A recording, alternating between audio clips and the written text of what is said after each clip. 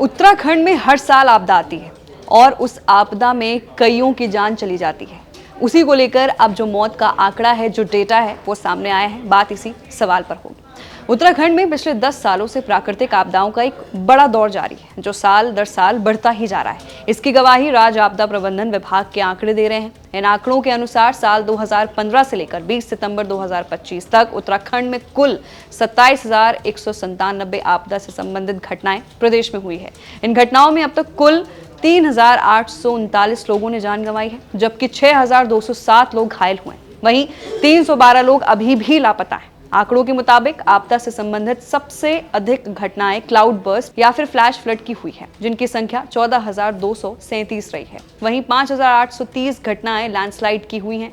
पहाड़ी राज्य की बदलती भौगोलिक परिस्थितियां और बदलते जलवायु पैटर्न से इन आपदाओं की तीव्रता को और बढ़ा दिया गया है। आंकड़े बताते हैं कि साल 2015 में जहां आपदाओं की कुल संख्या 224 रही, वहीं 2018 में ये बढ़कर 5,056 पहुंच गई और इसी साल क्लाउड बस्ट और बाढ़ की 3,706 घटनाएं दर्ज की गईं।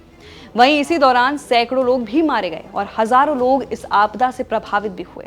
बताया गया कि वर्तमान में साल 2025 20 सितंबर तक की अगर बात करें तो अब तक 1199 घटनाएं प्राकृतिक आपदा की हो चुकी हैं। इनमें से 700 घटनाएं क्लाउड बस्ट और बाढ़ की है, जबकि 1034 भूस्खलन से संबंधित मामले दर्ज किए गए।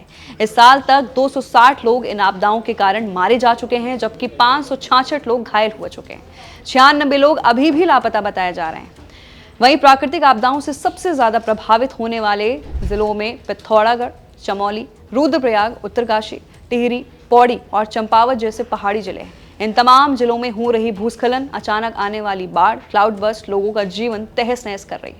पूरे के पूरे गांव लोगों को खाली करने पड़ रहे हैं। वहीं इन घटनाओं को लेकर विशेषज्ञों का मानना है कि राज्य में हो रहे अनियंत्रित सड़क निर्माण, जलवायु परियोजनाएं और बड़े पैमाने पर वृक्षों की कटाई ने प्राकृतिक संतुलन को बिगाड़ा है। इसके अलावा जलवायु परिवर्तन के चलते मॉनसून का जो पैटर्न है वो भी असामान्य हो गया है। नतीजन कहीं अचानक होने वाली अत्यधिक बारिश तो कहीं लंबे समय तक सूखा पड़ता है। पिछले 10 सालों के आंकड़े साफ करते हैं कि उत्तराखंड आज आपदा के स्थायी खतरे की चपेट में है। राज्य सरकार आपदा प्रबंधन एजेंसी के लिए ये बड़ा संकेत है कि समय रहते ठोस कदम उठाए जाएं, ताकि आने वाले सालों में प्रदेश की स्थिति में सुधार आए।